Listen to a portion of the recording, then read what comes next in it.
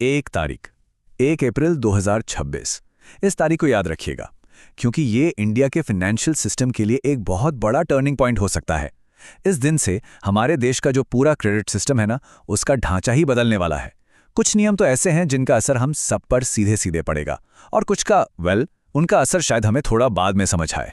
और इन सारे बदलावों का सार बस इस एक लाइन में है कि अब वो जमाना गया जब क्रेडिट को हल्के में लिया जाता था।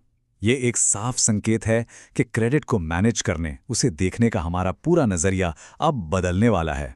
तो फिर सवाल ये उठता है कि ये जो बदलाव हो रहा है, ये आम इंसान के लिए राहत लेकर आ रहा है या फिर ये एक तरह का एल्गोरिदमिक पहरा है जो हमारे हर फाइनेंशियल मूव पर नजर रखेगा। चलिए इसी सवाल का जवाब ढूंढते हैं। तो देखिए, दशकों से हमारा बैंकिंग सिस्टम एक चीज का फायदा उठाता आया है कि एक बार लोन ले लिया तो हम जल्दी से बैंक बदलने के बारे में सोचते नहीं थे। सारी जानकारी, सारा कंट्रोल बैंकों के पास था। लेकिन अब आरबीआई ने इसी सिस्टम को बदलने की ठानी है। हम एक स्टैटिक यानी ठहरी हुई इकोनॉमी से एक रियल टाइम इकोनॉमी की तरफ बढ़ रहे हैं। तो बदले हैं दो सबसे बड़े नियम। पहला, अगर किसी का लोन फ्लोटिंग रेट पर है तो अब उसे टाइम से पहले चुकाने पर कोई पेनल्टी नहीं लगेगी, 0 पेनल्टी। और दूसरा, क्रेडिट स्कोर, जो पहले महीने में एक बार यानी 30 दिन में अपडेट होता था, अब वो हर हफ्ते सिर्फ 7 दिन में अपडेट होगा।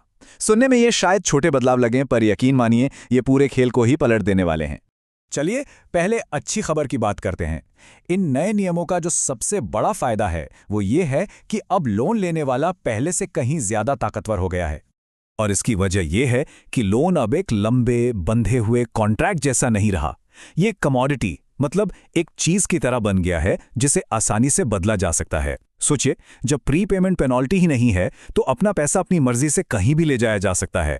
अब बैंकों को अपने ग्राहकों को रोक कर रखने के लिए सच में मेहनत करनी पड़ेगी, क्योंकि जरा सा भी बेहतर ऑफर मिला और ग्राहक चला जाएगा। और देखिए, आगे का सीन कुछ ऐसा होने वाला है। किसी का क्रेडिट स्कोर थोड़ा भी सुधरा नहीं कि दूसरे बैंकों से बेहतर ऑफर आने शुरू हो जाएंगे। और क्योंकि लोन स्विच करना अब बहुत आसान हो जाएगा, तो अच्छे कस्टमर्स को अपनी तरफ खींचने के लिए बैंकों में एक होड़ सी मच जाएगी। इसका सीधा फायदा हम सबको मिलेगा, कम ब्याज दरों के रूप में। और फिनटेक और एआई तो इस ट्रेंड को और भी तेज कर देंगे। लेकिन जैसा कहते हैं ना, हर सिक्के का दूसरा पहलू भी होता है। ये रियल टाइम सिस्टम अपने साथ नई चुनौतियां और नया प्रेशर भी ला रहा है। तो अब जरा देखते हैं कि इस 7 दिन के साइकिल में जिंदगी कैसी दिखेगी। पहले क्या था, हमारे पास एक 30 दिन का बफर था, एक तरह का सेफ्टी नेट जिसमें छोटी मोटी गलतियां छिप जाती थीं। पर अब फाइनेंशियल रिकॉर्ड एक परछाई की तरह हर पल साथ चलेगा। हर एक ईएमआई, हर एक दिन की देरी लगभग तुरंत क्रेडिट स्कोर पर दिखेगी। तो सबसे बड़ी बात जो समझने वाली है वो ये है कि वो जो 30 दिन की मोहलत वाला एक भ्रम था ना, वो अब खत्म हो गया है। ये सिस्टम डिसिप्लिन को रिवॉर्ड करेगा और गलतियों की सजा भी तुरंत देगा। गलती सुधारने का वक्त अब बहुत कम होगा। तो ये जो नया सिस्टम है, इसका प्रेशर कई तरीकों से महसूस होगा। सबसे पहले तो जरा सी भी देरी हुई और सीधा असर क्रेडिट स्कोर पर, मतलब एक लगातार मेंटल प्रेशर बना रहेगा। और जरा सोचिए उन लोगों के बारे में जिनकी इनकम फिक्स नहीं है, जैसे कोई फ्रीलांसर हो या कोई छोटा दुकानदार। उनके लिए तो ये 7 दिन का साइकिल एक सजा जैसा बन सकता है ना। मतलब अब सिस्टम को चाहिए मिलिट्री लेवल का डिसिप्लिन। और हां, अब लोन देने का फैसला कोई इंसान नहीं बल्कि पूरी तरह से डेटा लेगा। समझिए कि बैंक मैनेजर का केबिन अब एक सर्वर रूम बन गया है। इंटरेस्ट रेट भी अब पर्सनलाइज्ड होंगे। हो सकता है कि एक जितनी सैलरी पाने वाले 2 लोगों को अलग अलग इंटरेस्ट रेट पर लोन मिले। क्यों? क्योंकि उनका हफ्ते भर का फाइनेंशियल डिसिप्लिन अलग अलग था। अब जरा इस तस्वीर को और बड़ा करके देखते हैं। इस एल्गोरिथमिक सिस्टम का लंबे समय में हमारे समाज पर क्या असर हो सकता है? क्या ये अमीर और गरीब के बीच की खाई को और गहरा कर सकता है? ये स्लाइड एक ऐसे 2 ट्रैक सिस्टम की तरफ इशारा कर रही है जो शायद बन जाए। एक तरफ वो लोग होंगे जिनकी इनकम स्टेबल है, उन्हें आसानी से सस्ता लोन मिलता जाएगा। दूसरी तरफ वो लोग होंगे जिनकी कमाई में उतार चढ़ाव है और उन्हें हमेशा महंगा लोन मिलेगा। एल्गोरिदम लोगों पर कम रिस्क और ज्यादा अस्थिर जैसे टैग लगा देगा और उसी के हिसाब से उनका फाइनेंशियल भविष्य तय होगा। इससे समाज में असमानता बढ़ने का खतरा है।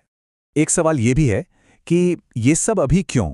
इसका एक बड़ा कारण है कि भारत ग्लोबल फाइनेंशियल मार्केट से बहुत तेजी से जुड़ रहा है और जो विदेशी निवेशक हैं उन्हें चाहिए transparent data, real time risk की जानकारी। तो ये सुधार सिर्फ हमारे लिए नहीं है, बल्कि दुनिया के बाजारों से कदम मिलाने की एक बड़ी कोशिश का हिस्सा है। तो अब हमारे सामने भारत में क्रेडिट की एक नई हकीकत है, जिसमें बड़े मौके भी हैं और बड़ी चुनौतियां भी। और ये सब हमें इस चर्चा के आखिरी और सबसे ज़रूरी सवाल पर ले आता है। इस पूरी बातचीत का निचोड़ शायद इसी एक लाइन में है कि अब लोन लेना सिर्फ एक फाइनेंशियल फैसला नहीं है, ये एक बिहेवियरल कमिटमेंट है, यानी आपके व्यवहार से जुड़ी एक जिम्मेदारी। ये नए ज़माने में कर्ज लेने का मतलब ही पूरी तरह बदल देता है। नियम तो बदल गए हैं, पर असली सवाल ये है कि क्या हम, खासकर युवा और वो लोग जो अभी-अभी जॉब मार्केट में आए हैं, इस नए एल्गोरिदमिक फाइनेंशियल सिस्टम में सर्वाइव करने के लिए सच में तैयार हैं? ये एक ऐसा सवाल है जिस पर हम सबको सोचना होगा।